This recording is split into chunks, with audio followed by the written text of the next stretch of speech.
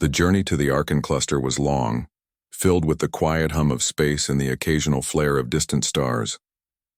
Marcus piloted his freighter alongside Solara's sleek hovercraft, keeping pace with ease. Though they traveled together, there was an unspoken understanding between them. Solara handled the navigation and overall strategy, while Marcus focused on maintaining his ship and ensuring they could respond to unexpected challenges. Marcus was beginning to notice more details about Solara. She moved with a grace that seemed almost natural, yet every motion had purpose. Her eyes scanned the stars constantly, analyzing each signal, each flash of light, as if she could read the intentions of distant ships from the smallest irregularity. He realized that she wasn't merely skilled. She was extraordinary, and yet she didn't flaunt her abilities. She treated him as an equal, asking for his thoughts and ideas, sometimes even letting him take the lead in small technical decisions. During one quiet stretch of the journey, Marcus decided to ask more about her. "So Solara, you travel a lot. Is it for business, exploration, or something else?" Solara smiled faintly, not immediately answering. "A bit of everything," she said. "I go where I am needed, where I can help, and sometimes I just go to see what is out there. The universe is too large and too interesting to stay in one place." Marcus nodded, understanding the sentiment. "I get that. I've always liked seeing new places, fixing new problems. There's something satisfying about it, you know?" Solara studied him carefully. "I do know. Most humans aren't like you, Marcus. They tend to follow rules, wait for orders, or look for profit. You decide and move forward." Marcus laughed softly. "I wouldn't call it heroism. I just do what needs to be done." "I've always done that," her gaze softened slightly. "That is what makes you remarkable." The conversation lingered between them, a comfortable silence filled with unspoken understanding. For Marcus, it was exciting to meet someone who recognized the importance of simple courage and quick thinking. For Solara, it was refreshing to see a human who could act with such integrity and skill without considering personal gain. As they approached the Arkan cluster, the first signs of trouble appeared. Sensors on Solara's craft detected unusual ship movements near the outer rim of the cluster. Pirates, small raiding vessels, organized and fast, were moving toward an isolated settlement on a nearby planet. Solara's expression grew serious. "This settlement has been under attack before," she explained. "If we don't act quickly, many could be hurt or worse, captured." Marcus nodded. "Then let's get them help." They descended toward the planet, Marcus guiding his freighter through narrow canyons to avoid detection, while Solara's craft scanned for weak points in the pirates' formation. When they reached the settlement, it was clear how desperate the situation had become. Buildings were damaged, smoke rose from several fires, and civilians ran for cover as the raiders landed small attack ships and drones. Marcus felt a surge of determination. He had faced pirates before, but never with stakes so high, never knowing so many innocent lives depended on his actions. He checked his freighter's equipment, ensuring his makeshift defenses and tools were ready. Solara positioned herself above, coordinating a plan with the settlement's local defense crew. "Marcus," she said, her voice calm but firm, "we need to disable their ships first. Can you create some kind of distraction or interference?" Marcus thought quickly. He scanned his freighter, pulling out a small portable generator and several energy cells. "I think I can make an EMP pulse," he said. "It won't destroy them, but it should knock out their systems long enough for the settlement's defenders to fight back." Solara nodded approvingly. "Good. I'll coordinate with their fleet. You handle the pulse." Marcus worked quickly, assembling the device and rigging it to his freighter's power system. He set the timing carefully, knowing the pulse needed to hit precisely when the raiders were vulnerable. Sweat ran down his face, but he ignored it, focusing on the task. He was determined to protect the innocent lives below, just as he had protected Solara during the station attack. When the moment came, Marcus activated the pulse. A surge of energy shot toward the raiders' ships. One by one, their engines sputtered and failed. Drones crashed into the ground and communication systems went dark. The raiders were thrown into confusion, giving the settlement's defenders a critical window to strike. Solara moved quickly, directing the defenders to take control of strategic points while avoiding civilian casualties. Marcus watched from his freighter, coordinating the timing of the pulse to keep the raiders disoriented. For hours they worked together seamlessly. Marcus improvised solutions on the fly, repairing settlement defenses, rerouting power, and even helping civilians escape dangerous zones. Solara provided guidance, strategy, and support, ensuring that every action was effective. By the end of the day, the pirates were forced to retreat. The settlement was battered but safe. Civilians cheered, and the local leaders rushed to thank Solara, unaware of Marcus's critical role in the victory. Marcus felt a quiet satisfaction. He had helped save lives again without needing glory or recognition. Solara approached him as the dust settled. "You were remarkable today," she said. Her voice was soft but firm, carrying a weight of admiration. "I have never seen anyone handle such chaos with such composure. You think quickly, act decisively, and always consider the well-being of others." Marcus shrugged, feeling slightly embarrassed. "I just do what needs to be done. That's all," she smiled faintly. "You are humble yet capable. Most people would have faltered or panicked. You did not." Marcus looked at her, realizing something he hadn't fully understood before. Solara wasn't just a traveler or trader. She carried influence, skill, and knowledge far beyond what any ordinary person could manage. Yet she treated him as an equal, valuing his contributions without judgment or expectation. As night fell, they stood on a small hill overlooking the settlement. Fires burned in the distance, but the chaos had subsided. Civilians were safe, and the raiders had fled. The stars shone brightly above, a reminder of the vastness of the universe and the dangers it held. "You know," Marcus said quietly, "I've traveled through a lot of systems, fixed a lot of ships, and seen a lot of chaos. But this, helping people like this, it feels different. More important somehow." Solara nodded, her gaze on the horizon. "It is important. What you do matters, Marcus. Courage, ingenuity, and compassion. These qualities can change the outcome of events even in a galaxy as vast as ours." Marcus felt a sense of pride, not for himself, but for the impact of his actions. He realized that being human meant more than just surviving. It meant making choices that protected others, even at personal risk. And in Solara's presence, he saw the potential for something greater, a purpose beyond his own small world. Over the following days, Marcus and Solara continued their journey through the Arkan cluster. They visited small settlements, helping repair infrastructure, providing technical support, and assisting communities threatened by pirates or natural disasters. Marcus's skills as an engineer were invaluable, but it was his humanity, his ability to remain calm and think clearly under pressure, that truly set him apart. Solara observed him closely during these missions. She had met humans before, but none had impressed her like Marcus. He was ordinary in appearance, yet extraordinary in action. Brave, clever, and selfless, qualities she valued more than wealth, status, or power. She found herself drawn to him not just as an ally, but as someone she could trust and respect. One evening, after a particularly challenging day of repairs and rescues, they rested on a quiet plateau overlooking the stars. Marcus leaned against his freighter, exhausted but satisfied. Solara sat nearby, her hovercraft hovering silently above the ground. "Marcus," she said softly, "you have a gift, not just for fixing machines, but for seeing what needs to be done and acting without hesitation. Most people would not have had the courage or clarity to handle everything we've faced." Marcus smiled faintly. "I don't know about a gift. I just care. I can't just watch people suffer or struggle. I have to do something." Solara nodded, her expression thoughtful. "That is what makes you remarkable. That is what makes humans extraordinary." Marcus felt a warmth in his chest, not from pride, but from the recognition. He had always known he could fix machines, navigate dangers, and survive in harsh conditions. But he had never realized that these simple qualities, courage, ingenuity, and compassion, could be so impactful in a larger sense. As they looked out at the stars, Marcus couldn't shake the feeling that this journey was only beginning. Solara had opened his eyes to a universe far larger and more complex than he had ever imagined, and though he did not yet know it, the challenges ahead would test not only his skills but his heart, his courage, and his humanity. For Solara, the journey was equally transformative.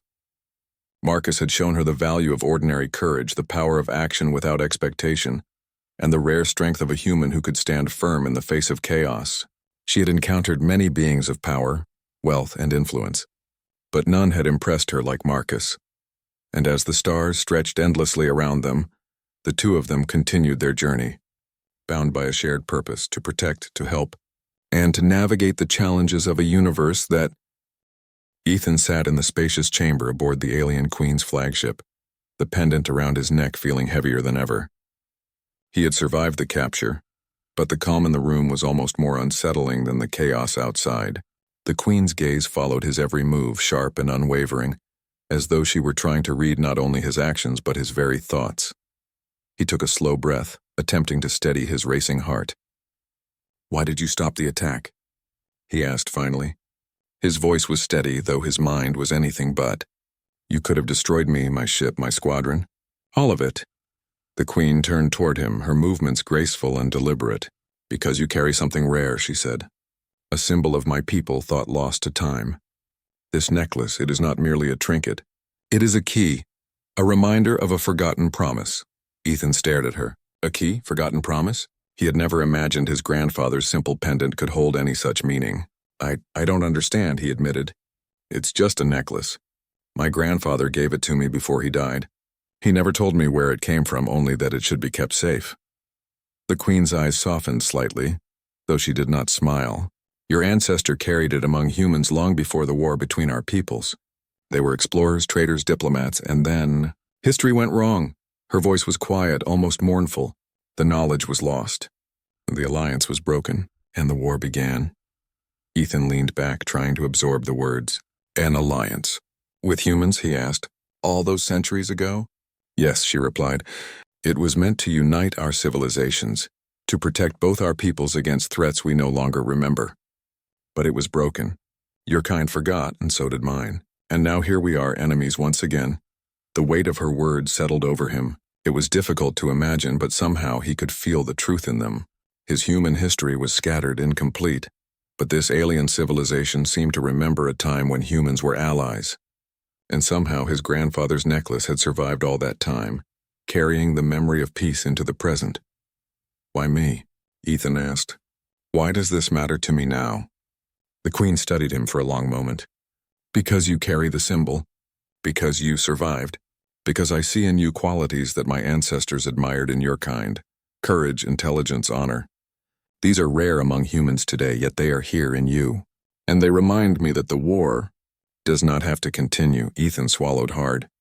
He had been trained for combat, for survival, but never for diplomacy or history lessons. He was a soldier, not a key to peace. And yet he could feel the weight of responsibility settling on his shoulders. Somehow the small pendant he had carried so carelessly had changed everything. The Queen motioned for him to rise. "Come with me," she said. Her voice was firm, yet not unkind.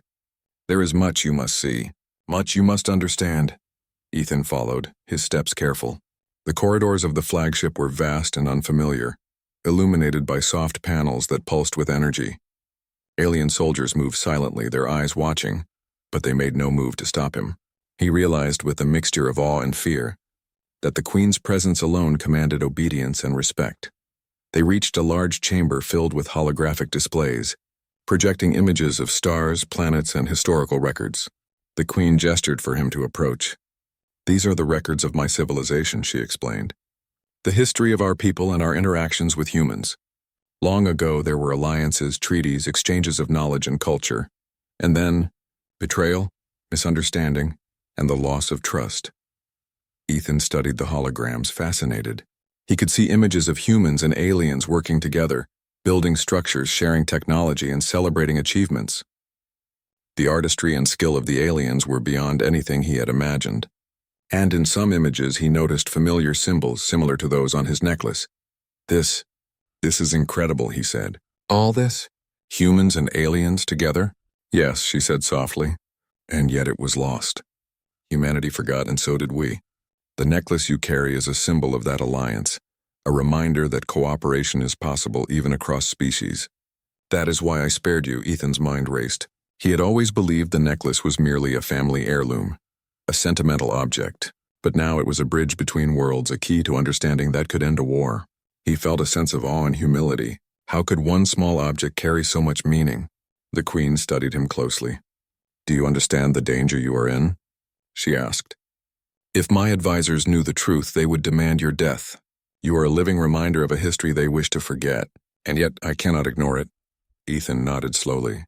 "I understand, but I also understand why you stopped the war. And I want to help. I want to do whatever I can to prove that humans can honor this history. The Queen's eyes narrowed, not in anger, but in contemplation. Words are not enough. Actions are what matter, and yet, your willingness to act gives me hope. She gestured to the holographic records. Learn.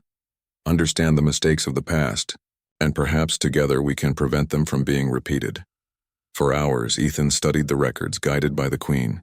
He learned about the ancient alliance, about the shared victories and losses, and about the betrayal that had shattered trust between their peoples. He saw humans and aliens working side by side, achieving feats of engineering, science, and diplomacy that surpassed anything he had known.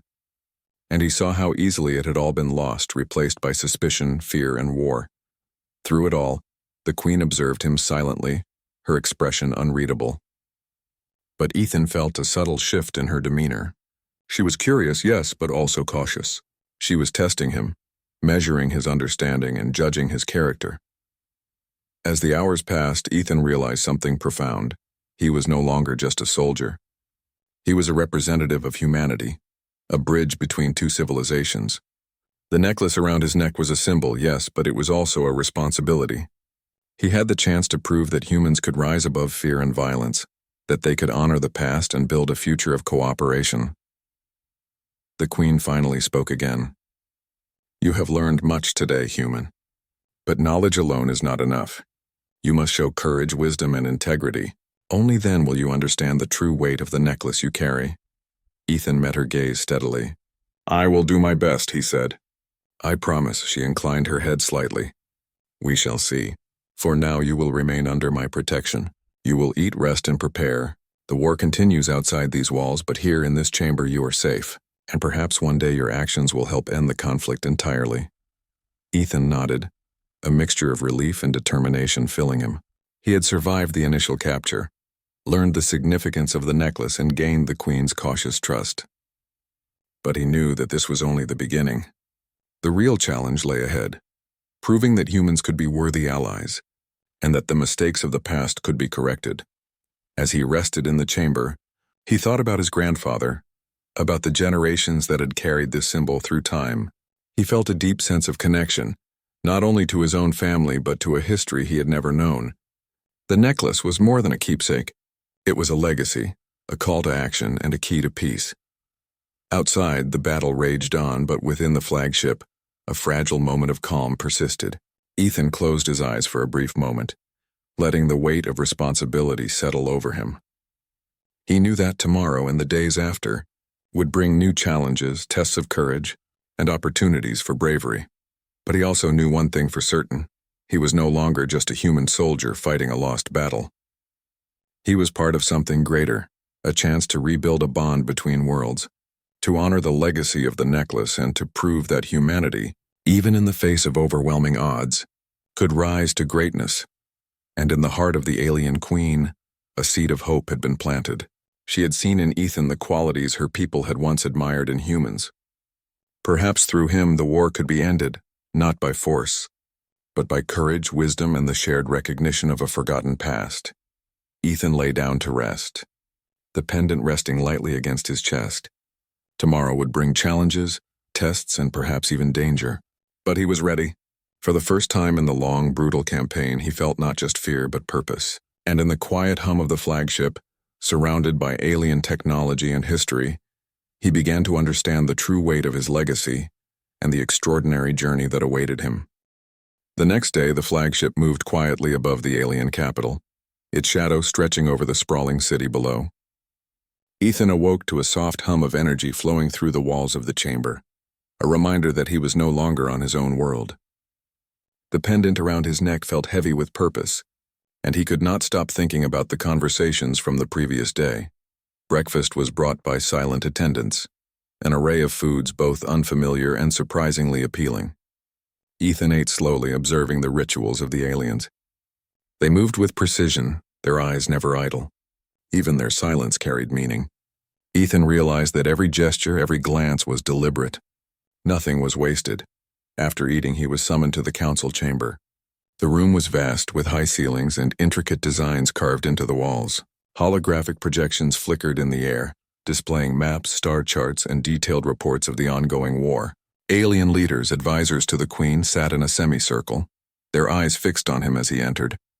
The Queen rose from her throne as he approached. Her presence commanded attention. "You have learned about our history," she began. "But now you must learn about the present. The decisions made in these chambers affect the lives of millions. And soon your understanding will be tested in ways you cannot yet imagine." Ethan nodded. "I am ready to learn," he said. His voice carried conviction, and even the Queen's advisors glanced at him, surprised by his confidence. One of the advisors, a tall alien with dark metallic skin and sharp features, leaned forward. "Human, you speak boldly," he said. "Do you believe that your knowledge of our past changes the present? That you can influence the outcome of this war?" Ethan met his gaze without flinching. "I don't know," he admitted, "but I know that violence and hatred alone will not solve anything. If we keep fighting, both our peoples will suffer. There has to be another way." A murmur ran through the chamber. The Queen watched silently, her expression unreadable. Ethan could feel the tension, the skepticism of her advisors pressing down on him. Yet he held his ground. He realized that courage was not only about fighting, it was about standing for what was right even when others doubted you. The Queen motioned for the projections to change. Star charts and battle simulations appeared, showing the current positions of human and alien forces across the planet and beyond. "This is the reality," she said. "We are at a stalemate, yet both sides suffer. I am told that humans are resilient, resourceful, and willing to fight to the last. Your reputation precedes you, Ethan." He felt a flicker of pride but pushed it aside. "I fight because I must," he said. "Not because I want glory. If there is a chance to end this without more death, I will take it." The Queen's gaze softened slightly, and Ethan sensed that she was beginning to understand him, not just as a human but as a representative of his species. She turned to her advisors. "This human may hold the key to ending the conflict," she said. "We must listen. We must observe. We cannot ignore the history that has led us here." One advisor scoffed. "Your Majesty, this is a human. They are clever, yes, but they are untested. Trusting them could be dangerous." The Queen's eyes narrowed. "And yet they survived capture. They have shown curiosity, intelligence, and courage. Perhaps it is not humans who are untested, but our own assumptions." Ethan felt the weight of the room's attention on him. He realized that his actions, his words, and even the presence of his necklace had shifted the atmosphere.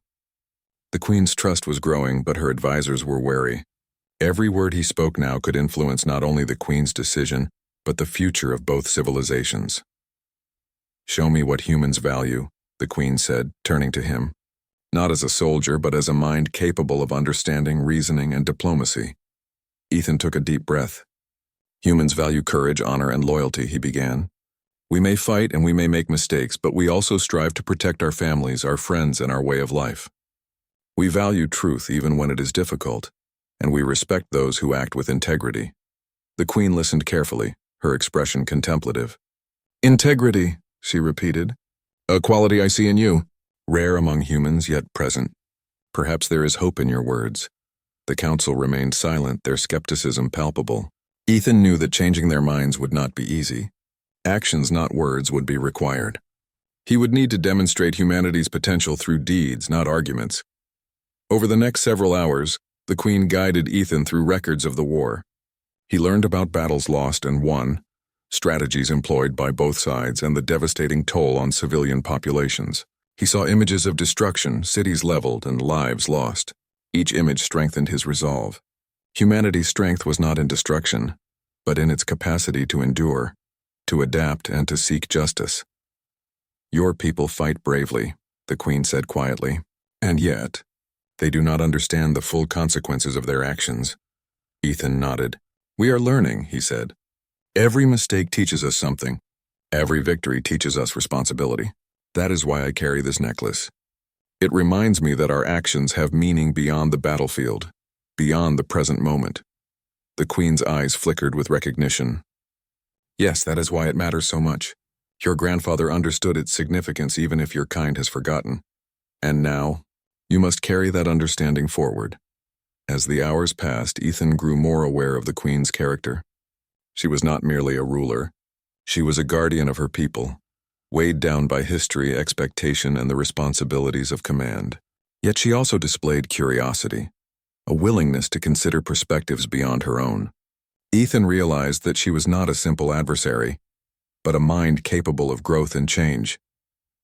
During a brief pause, Ethan was allowed to walk along the balcony of the flagship. He looked down at the alien city below, marveling at its architecture, the organized flow of energy, and the precision of its infrastructure. Despite the war, there was beauty in this world, a reflection of its people's intelligence and discipline. The Queen appeared beside him, silent at first. "Do you understand why I spared you?" she asked finally. Ethan turned to her.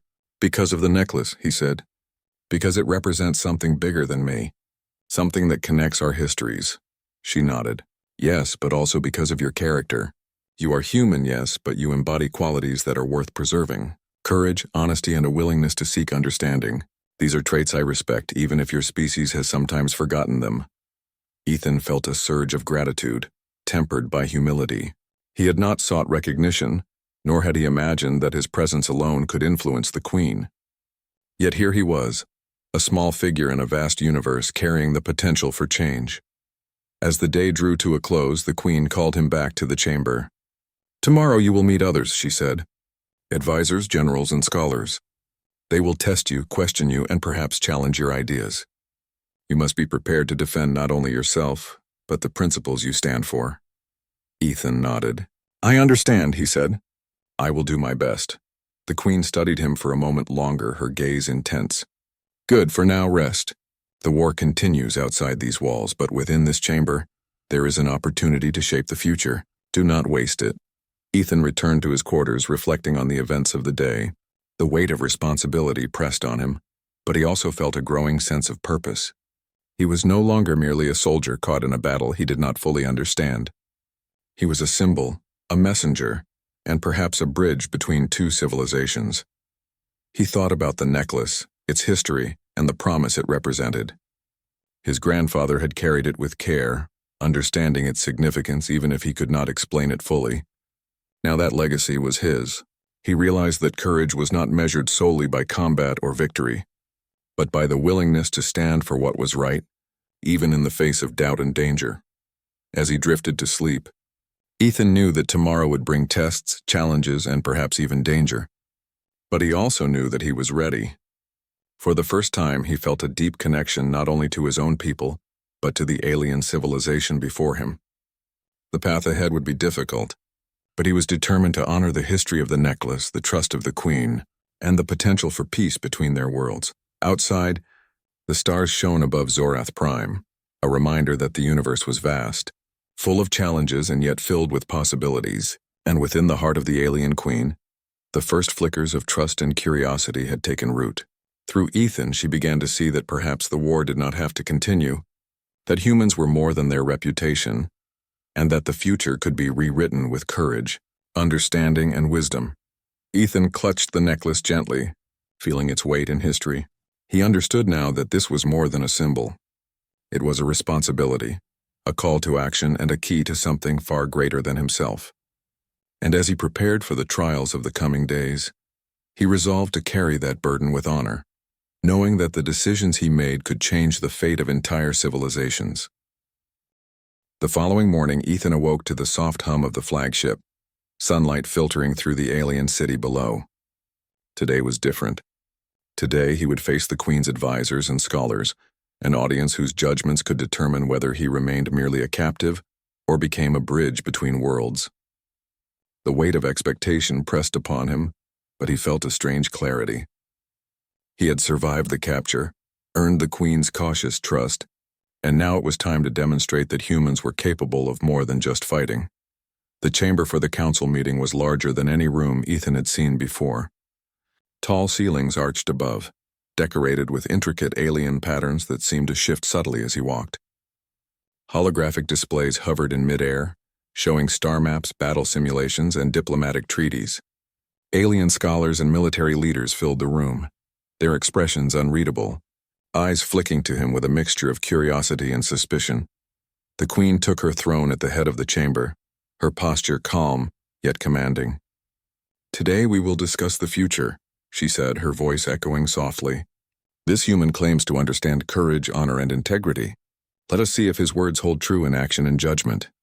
Ethan swallowed hard but stood tall. He could feel the eyes of every alien in the room on him. He took a deep breath, reminding himself that courage was not the absence of fear, but the ability to act despite it. One of the senior advisors, a tall figure with silver-blue skin and eyes like polished metal, spoke first. "Human, you speak of honor and courage," he said. "Yet your people have brought death to our world. Cities lie in ruins. Your fleets have destroyed our supplies and resources. Tell us, why should we trust your judgment?" Ethan met his gaze steadily. "I understand your anger," he said, "and your distrust is justified. We have fought because we had no choice. But every human I know values life. Every human I know wants peace. I cannot erase the past, but I can work to prevent future suffering. That is why I am here. Not to fight, but to show that humans can choose honor over destruction." A murmur ran through the chamber. The advisor's expression remained stern, but Ethan could see a flicker of uncertainty in his eyes. He pressed on. "War is not proof of weakness or cruelty. It is proof of survival.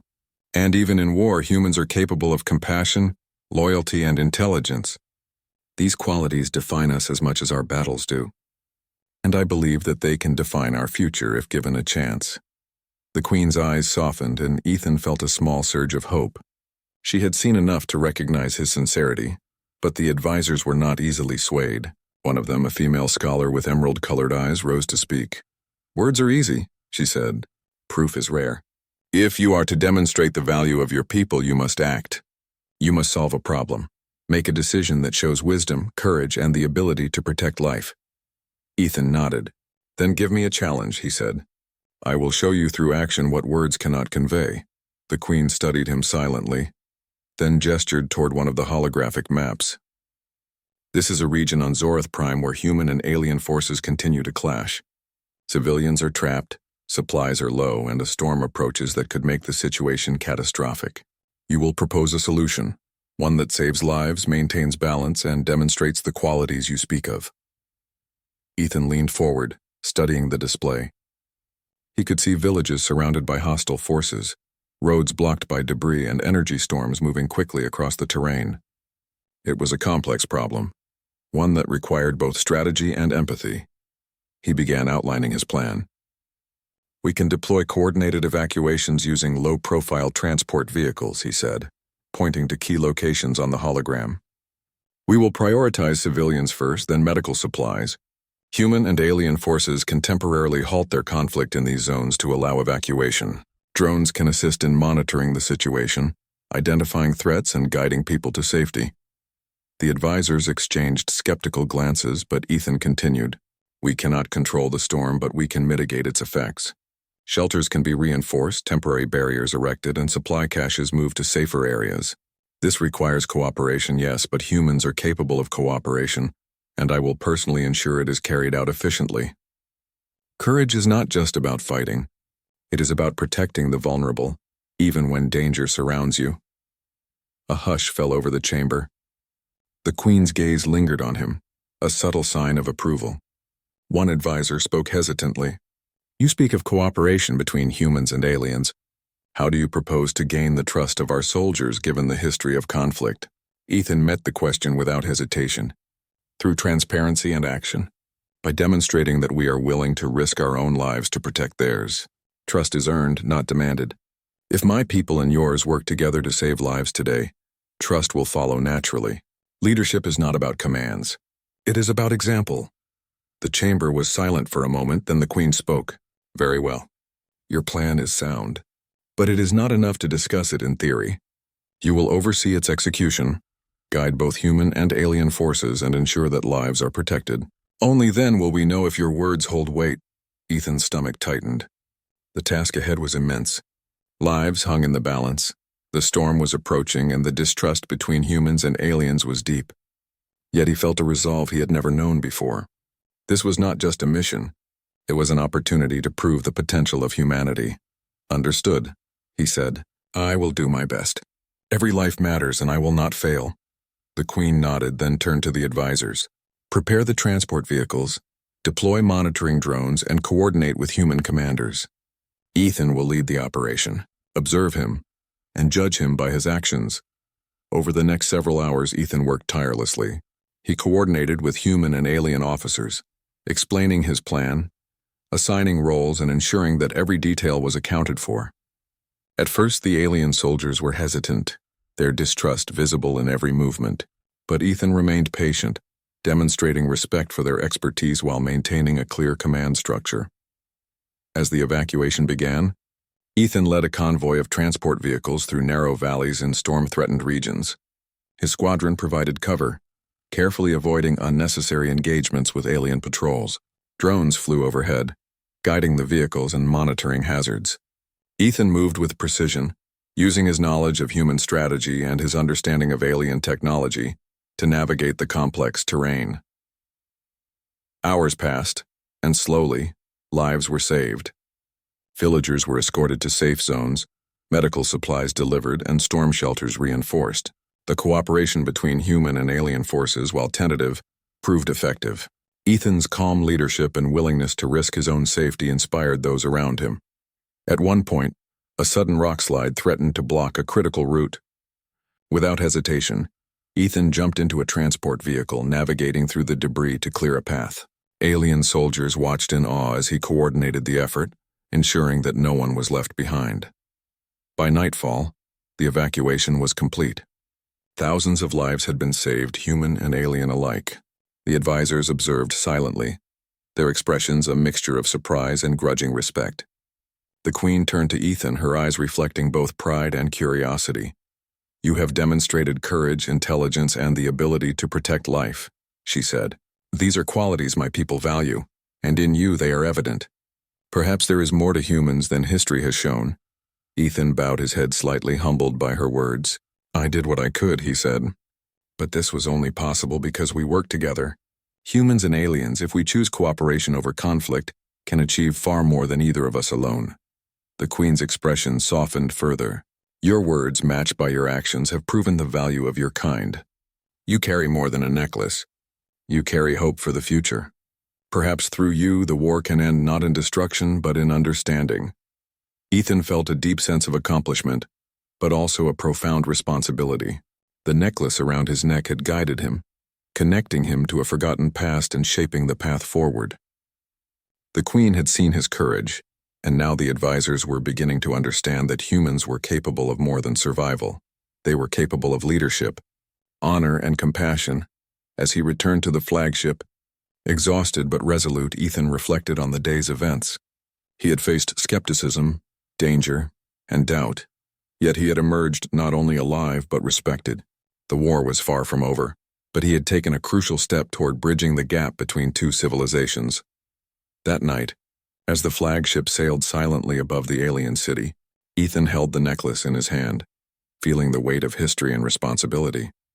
He understood now that courage was not only about fighting battles, but about standing for what was right, protecting life, and inspiring trust. The Queen entered his chamber quietly, observing him with a thoughtful expression. "You have done well," she said. "Your actions today speak louder than any words. But the future remains uncertain. There are those among my people who will resist, who do not trust humans. You must be prepared to face them and continue proving your worth." Ethan nodded. "I understand. I will continue to do my best no matter the challenges." She studied him for a long moment, then turned to leave. "Rest now. Tomorrow, new tests will—" The planet Veyara was unlike anything Alex had ever seen. Its surface shimmered under a pale sun, casting colors he could not name across forests made of crystalline trees.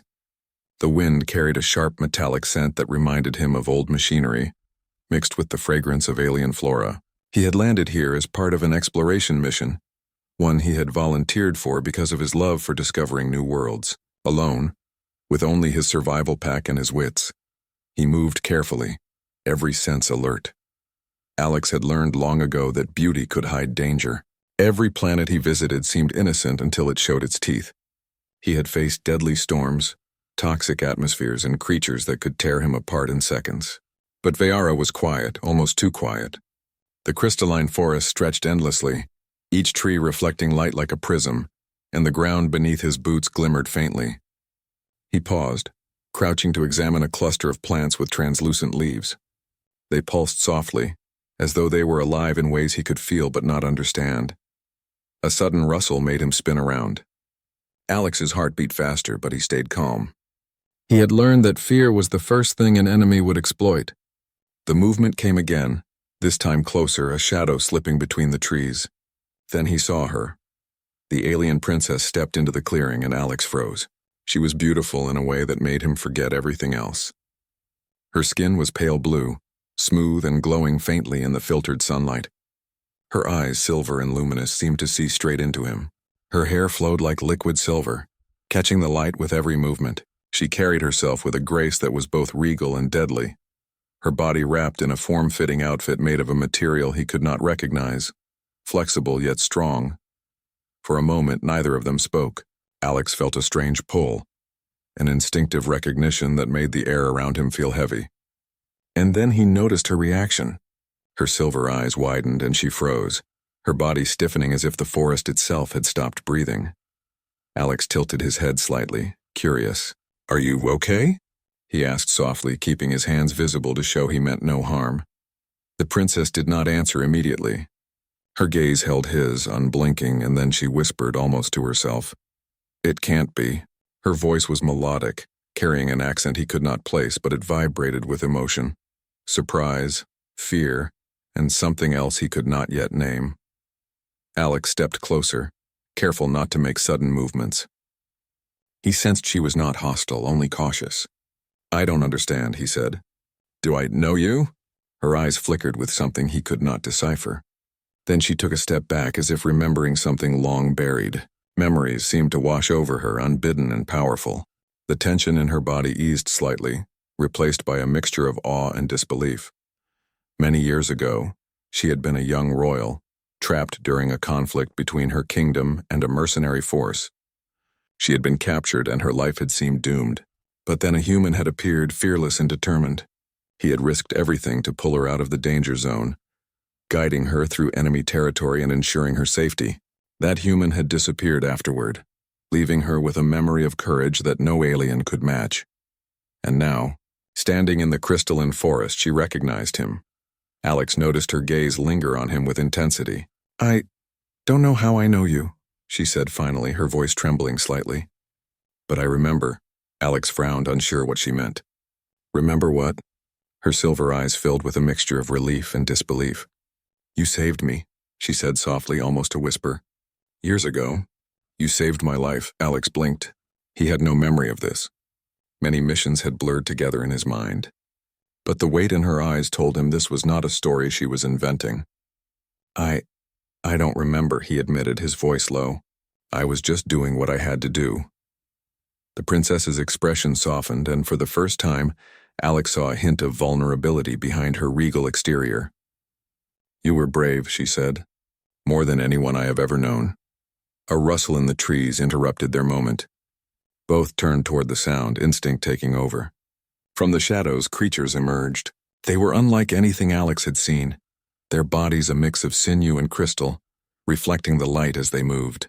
Their multiple eyes glimmered with hunger and intelligence. Alex didn't hesitate. He stepped in front of the princess, positioning himself between her and the creatures. He had faced danger before, but this was different. This was not just survival, it was protection. His training kicked in, and he assessed the attackers quickly, noting their weaknesses and patterns. The creatures lunged, sharp crystalline claws slicing through the air. Alex dodged, rolling to the side, and struck one with a stun device from his belt. Sparks flew as the creature screeched and fell. Another approached, faster and more agile. Alex grabbed a fallen branch, swinging it with precision, and knocked the creature back. The princess watched him, eyes wide. His movements were not only quick but intelligent, calculated to neutralize threats without unnecessary risk.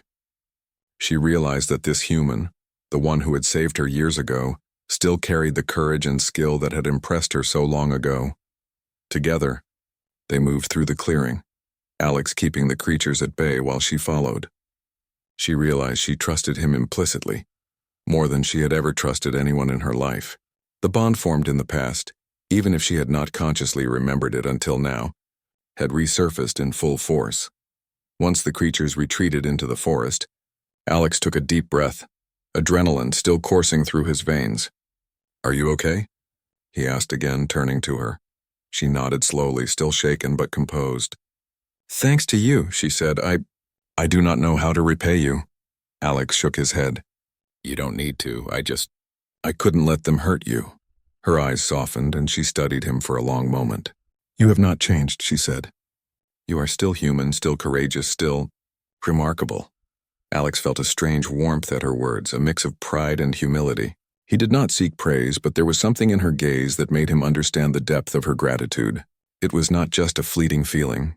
She had remembered him, and that memory had shaped her trust in him. The forest around them was quiet again, the crystalline trees reflecting the fading sunlight. Alex knew he could not stay here forever. The planet was unpredictable, and dangers lurked at every turn.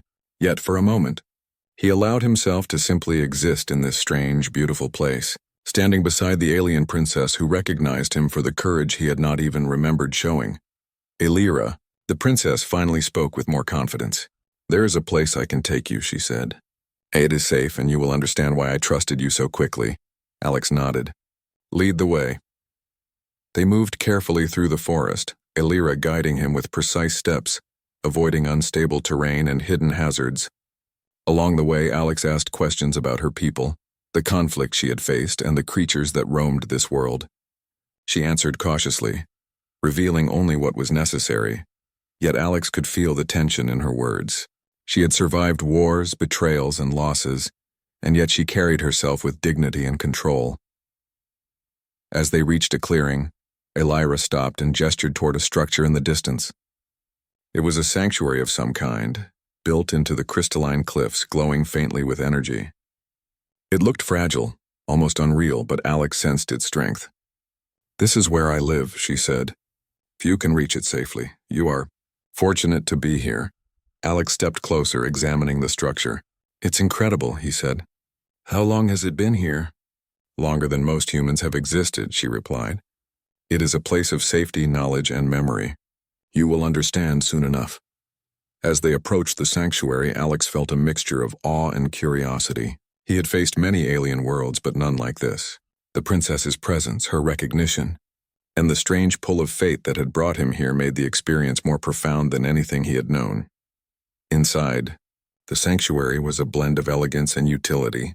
Crystalline walls shimmered with stored light, and intricate patterns displayed knowledge in ways Alex could barely comprehend. Elira led him to a chamber where holographic projections floated in the air, showing maps, historical events, and records of her people. Why are you showing me this? Alex asked, still cautious. Because you must understand my world, she said, and because you are not like other humans. You saved me once. You may be called to save me again. Alex felt the weight of her words, understanding that this encounter was more than chance. It was destiny, intertwined with courage, trust, and the bond between two beings from entirely different worlds. For the first time in years, Alex allowed himself to feel something beyond survival. Hope, curiosity, and the possibility of something greater than he had ever imagined. The alien princess who had frozen at his scent now stood beside him, a silent testament to the courage of humanity and the power of memory. And in that moment, both human and alien understood that their fates were linked in ways neither could yet predict. The adventure was only beginning.